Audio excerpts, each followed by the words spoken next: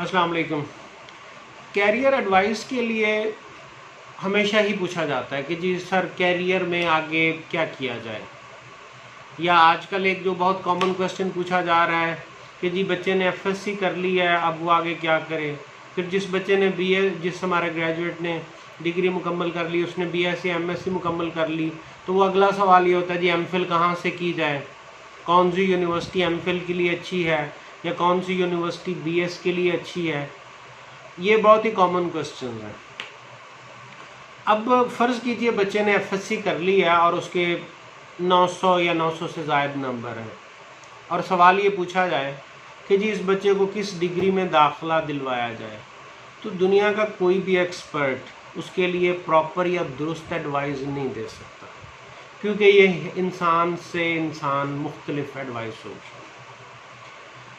अब मुमकिन है कि जो बच्चा है उसमें बोलने की कैपेसिटी बहुत अच्छी हो, उसकी ऑब्जर्वेशन भी बहुत अच्छी हो, और वो मीडिया की फील्ड में बहुत ही कमाल का हो, लेकिन हम उसको किसी और फील्ड ऐसी में घुसा दें जिसमें उसको वो अनकम्फर्टेबल हो और वो वहाँ पे सरवाइव ना कर पाए।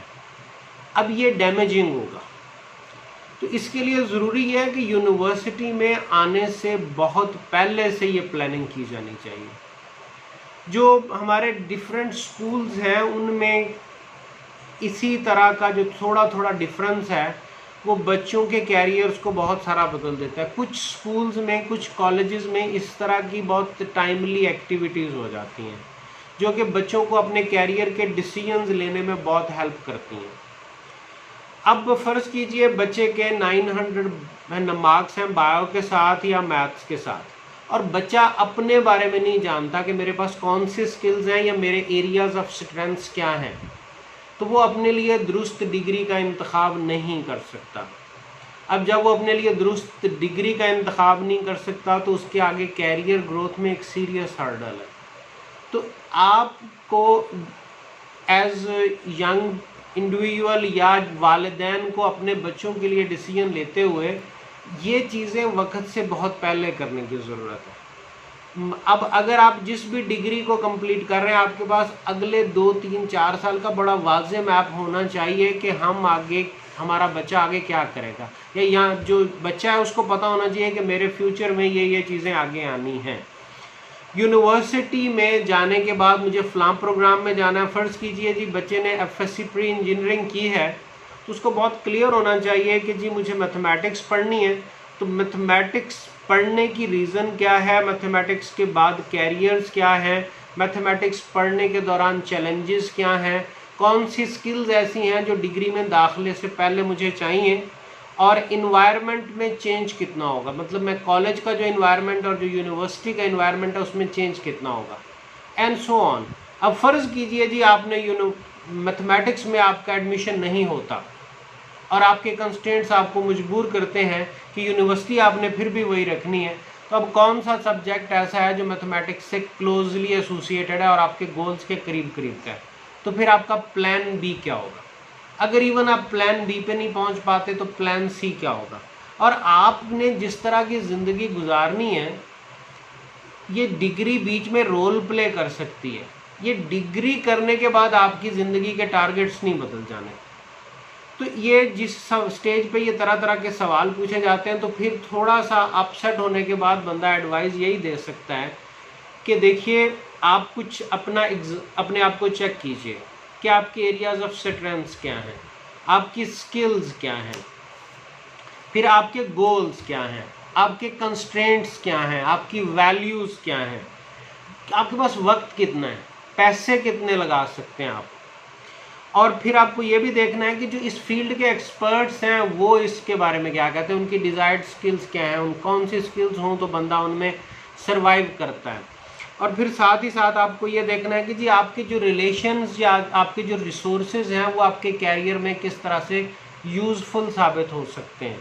और फिर अगर आपका जो कैरियर है उसमें आपकी जो पहली चॉइस है वो आपको नहीं मिलती, तो दूसरी चॉइस में आप क्या जा सकते हैं। तो अब एक सिंगल सवाल में कैरियर की एडवाइस देना पॉसिबल नहीं होता। और फिर जिन लोगों में ब्रिलियंस होती है वो किसी भी डिग्री में ब्रिलियंट हो जाते हैं। अब समटाइम्स गोल्स होना ये अच्छा होता है। गोल्स होने में आप गोल्स को फॉलो करते रहते हैं और अपडेट करते रहते हैं। बाज़ औक़ात बहुत छोटे छोटे गोल्स होते हैं, वो छोटे छोटे गोल्स छोटे छोटे सपनों की वजह से होते हैं, वो नुकसानदेह भी होता है। तो आपका जो स्कूल है वहाँ से इन मामलात की तरबियत शुरू होनी चाहिए। कॉलेज को आपको यूनिवर्सिटी के लिए बहुत रेडी कर देना चाहिए, और फिर कॉलेज में एंट्री से पहले आपको पता होना चाहिए कि यूनिवर्सिटी में क्या क्या कुछ होना है मेरे साथ, यूनिवर्सिटी में मुझे क्या क्या सीखना है, यूनिवर्सिटी में जब मुझे डिग्री हासिल करनी है तो किस किस्म के चैलेंजेस के बाद मुझे वो डिग्री मिलेगी, और जब वो डिग्री मिल जाएगी तो डिग्री के साथ साथ मुझे क्या और स्किल्स चाहिए कि जो मेरा कैरियर है वो सेफ रहेगा।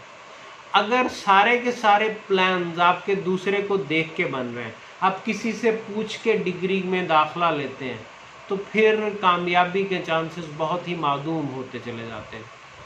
तो मेरी गुजारिश ये है कि बजाय इसके कि आप कैरियर की एडवाइस किसी और से लें, पहले अपनी strengths, weaknesses, goals, values, challenges, opportunities, resources, इन सारी चीज़ों को चेक कीजिए। जब आप इन सारी चीज़ों को आइडेंटिफाई कर लेंगे तो आपको अपने कैरियर के बारे में बहुत सारी चीज़ें पता चल जाएंगी। एक सिंपल सी बात है, बड़ी बड़ी किताबें भी लिखी गई कि identify your purpose, identify your why, कि जो आप कर रहे हैं वो क्यों कर रहे हैं।